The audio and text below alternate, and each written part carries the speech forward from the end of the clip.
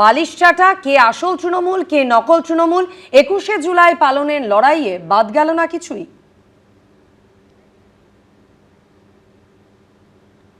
যারা গা বাঁচাতে পিঠ বাঁচাতে বালিশচাটার গ্রুপে যাচ্ছে এদেরকে তৃণমূল বলবেন না, বলবেন বালিশচাটা। খালি বিসি বললেই হবে। বিসির অনেক মানে হয়, বালিশচাটা আমি আর বেশি কিছু বললাম না। শুনে রেখে দিন মমতা বন্দ্যোপাধ্যায়, আপনাকে সেলিব্রিটি বাংলার মুখ্যমন্ত্রী অভিষেক বানায়নি। যারা বানিয়েছে এই হাজার হাজার লাখ লাখ তৃণমূল যুব কংগ্রেসের কর্মীরা। তৃণমূল কংগ্রেসের দুই শিবিরের মধ্যেই আকচাকচির মধ্যেই বহু বছর পর তেড়ে ফুঁড়ে শহীদ স্মরণ করল কংগ্রেস। এই মমতা ব্যানার্জি আজকে শহীদ দিবস পালন করার নাটক করছেন। এই মমতা ব্যানার্জির হাত ধরে বাংলায় বিজেপির অনুপ্রবেশ হয়েছে। অতীতে মমতা বন্দ্যোপাধ্যায়ের ২১শে জুলাই পালন নিয়ে কটাক্ষ এসেছে ঋতব্রত বন্দ্যোপাধ্যায়ের পক্ষ থেকে, আর এবার সেই কটাক্ষের পাল্টা উত্তর দিলেন মমতা বন্দ্যোপাধ্যায়ও। শহীদ দিবস কোন রিয়ালিটি শো এর মঞ্চ নয়। শহীদ দিবস তথাকথিত সেলিব্রিটিদের বাস থেকে নামিয়ে প্যারেড করাবার মঞ্চ নয়। বলছে আমাদের মিটিং এ নাকি গানা বাজনা হয়। আরে গান ছাড়া কোনো আন্দোলন হয়? শহীদ তর্পণ হয়? যখন আন্দোলন খাদ্য আন্দোলন হয়েছিল, সলিল চৌধুরীদের মানুষরা কি গান গেয়েছিলেন? জান দেবো তবু মান দেবো না। কে আসল তৃণমূল কে আসল নয় তা নিয়ে গতকাল থেকেই চলছে চাপানুতর। আসল তৃণমূল আমরা, নতুন করে বলার দরকার নেই। সাইনবোর্ড টাঙিয়ে দিলে অস্তিত্ব রক্ষা হয় না, ওটা বিজেপির সাইনবোর্ড। তদন্ত কমিশন যে রিপোর্ট জমা দিল, সেই রিপোর্টকে ঠান্ডা ঘরে পাঠিয়ে দেওয়া হলো। সেই রিপোর্ট পড়ে হয়তো মনে হলো সরকারের যে অনেক লোক বিপদে পড়ে যাবে, কাউকে কাউকে বাঁচাতে হবে, তাই রিপোর্ট ঠান্ডা ঘরে পাঠিয়ে দেওয়া হলো। এখন এই ভাবের ঘরে চুরি কেন? প্লেইং টু দা গ্যালারি কেন? তৃণমূল আসলে কার, এই নিয়ে বল এখন নির্বাচন কমিশনের কোর্টে। আর গতকাল ২১শে জুলাইয়ের মঞ্চ থেকে তা নিয়েও চলল আকচাকচি। চোর ডাকাত গদ্দারদের ছেড়ে কথা বলবো না। আর তুমি আমার সিম্বল কাটলে আমি মানুষ যে সিম্বল গ্রহণ করবে, যদি সেই সুযোগ আসে আমি ছাড়বো না। আমি সুপ্রিম কোর্ট পর্যন্ত দেখব। আর যদি কারো, তোমাদেরও মনে রাখবে, তোমাদের সবটা কেড়ে নেব। সিম্বল নিতে যদি যেতে হয় এ অবধি, মানে সুপ্রিম কোর্ট অবধি, তার মানে কি? তাহলে আপনি কনফিডেন্ট নন। মগের মুলুকে যারা শাসন করেন তারা আইন কানুনের তোয়াক্কা করেন না। উনি সুপ্রিম কোর্টে যদি না হয় আন্তর্জাতিক আদালতেও যদি যাওয়ার সুযোগ থাকে সেটাও যেতে পারেন, কোনো সমস্যা নেই। লোকসভায় তৃণমূল কংগ্রেসের ২০ জন বিদ্রোহী সাংসদ এনসিপিআইতে মিশে যাওয়ার পর গতকাল দিল্লির রাজঘাটে শহীদ দিবস পালন করলেন, জানিয়ে কটাক্ষ করেছেন মমতা বন্দ্যোপাধ্যায়। পাল্টা উত্তর দিয়েছেন কাকলি ঘোষ দস্তিদার।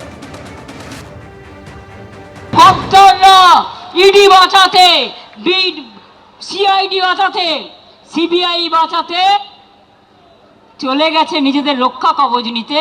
ধনে মানে প্রাণে সম্পদ নিয়ে আর নিজের পরিবার নিয়ে ভালো থাকুন।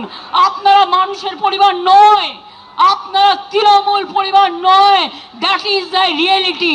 এটা হচ্ছে বাস্তব। দেখুন, রাজনৈতিক সৌজন্য বলে তো একটা বিষয় আছে, এবং আমি ওই লেভেলে নামবো না, কিন্তু কে চোর, কে বালির টাকা, গরুর টাকা, সোনার টাকা, কনস্ট্রাকশনের টাকা কোথার থেকে নিয়েছে সেগুলো দেশের মানুষ জানে। ধমক চমক আউট, শান্তি ইন, গ্ল্যামার আউট, সামনে থাকবে শহীদ পরিবার। আমাদের সভায় আমরা সেটাই নিশ্চিত করেছি। ঘণ্টাখানিক সঙ্গে সমান অনুষ্ঠানে মন্তব্য ঋতব্রত তৃণমূলের প্রতিনিধি প্রসূন বন্দ্যোপাধ্যায়ের। আমরা যেটা করছিলাম যে আমরা এনশিওর করছিলাম যে ড্রামা আউট, সাবস্ট্যান্স ইন। আচ্ছা, আমরা এনশিওর করছিলাম যে ধমক চমক আউট, মঞ্চে শান্তি ইন, গ্ল্যামার আউট, শহীদ পরিবাররা যেন সামনে বসেন। অনির্বাণ যেটা বলছে যে জেলায় জেলায় আটকানো হয়েছে, আসতে দেওয়া হয়নি, আপনাদের সেরকম আমাদের পক্ষ থেকে আমাদের অপোজিশন লিডার ঋতব্রত ব্যানার্জি আজকে মঞ্চে দাঁড়িয়ে অন রেকর্ড এই কথাটা বলেছেন, নাম দিয়ে বলেছেন। কারা করলো? বিজেপি? বিজেপি করেছে, পরিষ্কার বলা হয়েছে। মুশকিল হচ্ছে যে কোনো আনপ্লেজেন্ট ট্রুথ সামনে আসলেই তাকে দাগিয়ে দেওয়ার একটা মানে ওই রবীন্দ্রনাথের ভাষায় ইতরের কলরব বলা হয়। যখন যে বক্তব্যের মধ্যে সাবস্টান্স থাকবে না, চেঁচামেচি, গলাবাজি, গলার শিরার এইখানটা ফুলে উঠবে, এরম দেখে নাও, এটাই হয়েছে, এটাকেই বলা হয় ইতরের কলরব। আমরা চেষ্টা করেছি ইতরের কলরব থেকে দূরে থেকে পরিষ্কার পরিচ্ছন্নভাবে মানুষকে সঙ্গে নিয়ে আমরা একটা শহীদ দিবস পালন করেছি। সেই শহীদ দিবসে নাচফাজ গান টান হয়নি, আমরা দুঃখিত। বহু মানুষ জিজ্ঞেস করেছিলেন কালকে আপনার পাগলু ডান্স ফান্স হবে, আমরা বললাম সরি আমরা অ্যারেঞ্জ করতে পারবো না। বলো টলিউডে কেউ হাত নাড়াবে, বললাম পারবো না। বললাম যাবো কেন, ওদিকটা দেখি না, যদি আবার হয় এবং দেখতে পারেন ট্রাই করে ওখানে যদি কেউ হাত ফাত নাড়িয়ে একটু ডান্স ফান্স করে। তো আমাদের এগুলোতে কোনো ইন্টারেস্ট ছিল না। আমরা একদম বেসিক্যালি যারা কমিটেড পার্সন, যারা শহীদদের তর্পণ জানাতে এসেছিলেন সেটা নিয়ে করেছি এবং ইট ওয়াজ এ ক্যাপাসিটি ক্রাউড, সেটা ছবি প্রমাণ করছে। গতকাল বিদ্যুৎ ভবনের অনুষ্ঠান থেকে ডিএ নিয়ে কি বার্তা দিলেন মুখ্যমন্ত্রী শুভেন্দু অধিকারী, দেখাবো। আমরা সুপ্রিম কোর্টের অর্ডারে কিছু কিছু এরিয়ার ডিএস আগে সরকার শুরু করে দিয়ে গিয়েছিল, আমি অনেকটা এগিয়ে দিয়েছি, বাকিটাও আস্তে আস্তে এরিয়ার ডিএ আমরা দিয়ে দেবো, যেমন যেমন আমাদের সুপ্রিম কোর্টের যে কমিশন হয়েছে তাদের ডাইরেকশন মতো। আমরা প্রথম 8 থেকে 15 আগের সরকার কিছু দিয়ে গিয়েছিল, আমি এসে অনেকটা দিয়ে দিয়েছি, বাকি 15 থেকে 19 এটাও আন্ডার প্রসেস আছে, রিটায়ারমেন্ট লোকদের আগে দিচ্ছি, দিয়ে আস্তে আস্তে করে দেবো। 20% দিয়ে আমরা 42% গ্যাপ আছে, বাজেটে 20% ডিক্লেয়ার হয়েছে এবং ওটা অক্টোবর মাস যেহেতু পুজোর মাস আপনারা অ্যাডভান্স বেতন পাবেন, তার সঙ্গে আমরা মার্চ করে দিয়ে দেবো, 20% দিয়ে বেড়ে যাবে অক্টোবর থেকে। এসেই গেল knocking the door. Pay commission 7th বানিয়ে দিয়েছি, ওই টার্মস অ্যান্ড রেফারেন্স তৈরি হয়ে গেছে, তার ডিসকাশান চলবে, মাস 6 তো মিনিমাম লাগে।